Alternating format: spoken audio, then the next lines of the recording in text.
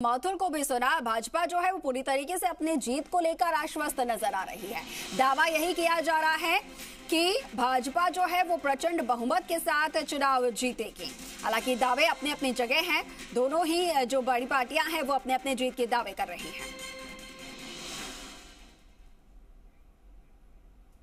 और साथ ही हमारे सहयोगी जो है वो लगातार ग्राउंड जीरो से हमारे साथ जुड़े हुए हैं। रौनक से हमने बात की और अब मैं रुक कर रही हूं जोधपुर का, जहां पर हमारे सहयोगी भवानी भाटी हमारे साथ जुड़े हुए हैं। भवानी, देखिए, लोकतंत्र का त्योहार, त्योहारी सीजन जो है वो शुरू हो ही चुका है, नवरात्र और शुरू होंगे, लेकिन साथ ही जो ये लोकतंत्र का त्योहार है जो कि 5 साल में होता है, ये बहुत महत्वपूर्ण है। और तारीख का जब ऐलान हो चुका है, तैयारियां अब जो शुरू हो चुकी हैं, तो अब वहां पर क्या आपको तस्वीरें देखने को मिल रही हैं? आपने रौनक से बात की तो उन्होंने कहा कि वहां पर जो होर्डिंग्स और पोस्टर है वो उतरने शुरू हो चुके हैं। बीकानेर की बात की जाए, वहां पर प्रशासन ने किस तरीके की तैयारी की आचार संहिता को लेकर?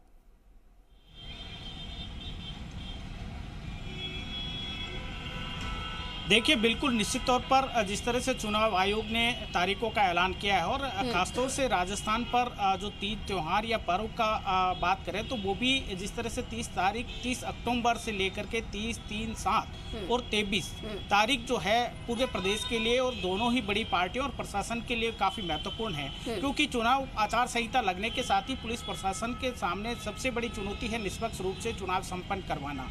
इसके साथ ही सबसे बड़ी बात है कि जिस तरह से मतदान प्रतिशत कैसे बढ़े, लेकिन इस बीच में चूंकि राजस्थान में शादियों की सीजन है और त्योहारों की सीजन है, इस बीच ये चुनाव होने जा रहा है। मेरे साथ में टेंट व्यवसायी है, उनसे जानने का प्रयास करेंगे। आपसे जानना चाहूंगा, ये लोकतंत्र का महापर्व है और सनातन धर्म के त्योहार भी लगातार इसी महीने में है, किस तरह से देखते हैं इस तारीखों को आप और क्या मानते हैं? देखिए, चुनाव आयोग ने जिस तरीके से ये 23 नवंबर की जो तारीख दी है, सनातन धर्म में एक तरीके से कहावत है अनबूझिया सावा, जिसमें किसी पंडित को पूछने की जरूरत नहीं है।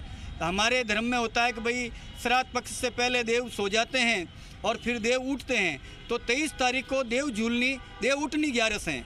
उस दिन पूरे राजस्थान में कम से कम 1 लाख शादियाँ है। 1 लाख शादियों का मतलब हुआ लड़के और लड़की वाले मिला लें तो 2 लाख परिवार। 2 लाख परिवार का मतलब हुआ कम से कम 20 करोड़ वोट कम पड़ना। यानी कि सरकार जो अरबों खरबों रुपया लगाती है एड पे, चुनाव पे, उस पे कि भाई मतदान कैसे बढ़े, मतदान पोलिंग बूथ को सजाना करना, जनता को उसके लिए प्रोग्रेसिव करना, लेकिन ये सारी चीज़ें गौण हो जाती हैं इस तारीख के सामने।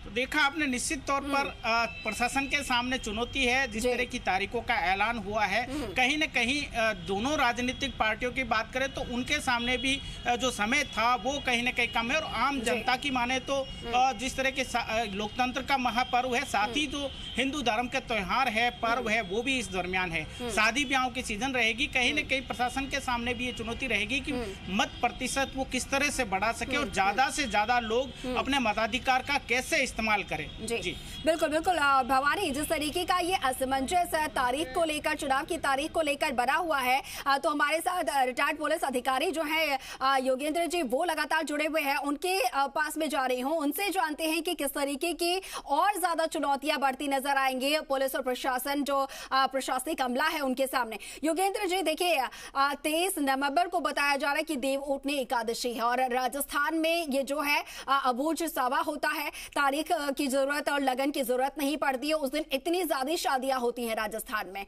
तो ऐसे में अब जब इलेक्शन कमीशन की तरफ से कहा गया कि पूरा फोकस इस बार ये रहा है कि ज्यादा से ज्यादा मतदान हो, महिलाओं की संख्या जो है वो बढ़ाई गई है, जो यहां पर कहा जाए SC ST जो है उनके 100% जो पूरी तरीके से रजिस्ट्रेशन वो करवाए गए हैं इलेक्शन के लिए, उन तक पूरी तरीके से पहुंचा गया है। तो ऐसे में फिर जब ये शवा पड़ेगा, कितना ज्यादा चुनौतीपूर्ण हो जाएगा इलेक्शन में मतदान करवाना, जो कि संख्या आंकड़ा 75% का लेके चली है जो इलेक्शन कमीशन की तरफ से?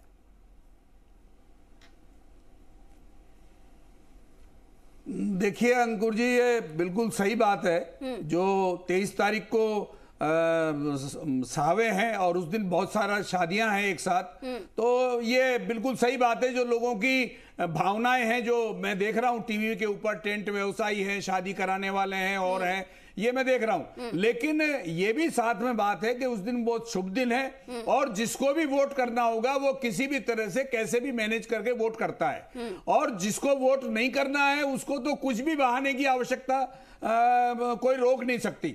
लेकिन ये जरूर है कि अगर 23 तारीख की बजाय एक या आगे पीछे एक दिन आगे पीछे होते तो ज्यादा महत्वपूर्ण बात रहती, क्योंकि देखिए पुलिस को जो है वो शादियां जब होती हैं तो उसमें ट्रैफिक पुलिस है, उसके अंदर जो दूसरी पुलिस है उसको भी उन शादियों के अंदर सहयोग करने के लिए लगाना पड़ता है। कहीं भीड़ इकट्ठी होती है, कहीं समाज में इकट्ठी शादियां होती हैं, कहीं 500 200 शादियां।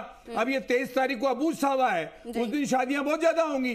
अब उसमें पुलिस प्रशासन को चुनाव की तैयारियों में भी काम करना पड़ेगा, और इन्हें शादियों के अंदर जो भीड़ भाड़ जो इस प्रकार के, अच्छा इसका जो इस तरह की चीजों का उपयोग बदमाश लोग भी ज्यादा करते हैं, लूट खसोट भी ज्यादा करते हैं, कई चोरियां उचक्के कोई इस तरह की चीजें भी ज्यादा होती हैं। तो पुलिस के लिए ये जरूर है कि बहुत ज्यादा कठिन समय होगा कि शादियों को भी निभाना है, शादियां करवानी है, पब्लिक को जो आ रही है जा रही है, जो वोटिंग परसेंटेज है उसका भी ध्यान रखवाना है कि वो पूरे वोट डल रहे हैं कि नहीं डल रहे हैं। और जहां पर चुनाव हो रहे हैं पोलिंग बूथ, अब आपको एक बात और बताऊं मैं कि जो पोलिंग बूथ हैं ज्यादातर स्कूल या कॉलेजेस में होते हैं। मैं ये कह रहा हूं कि जब पोलिंग बूथ स्कूल कॉलेज में होते हैं और शादियां भी बिल्कुल बिल्कुल, और शादियों के लिए वो स्कूल और कॉलेजेस भी बुक होते हैं, तो बहुत सारी महत्वपूर्ण चुनौतियां जो है वो ये देखने को मिल सकेंगी।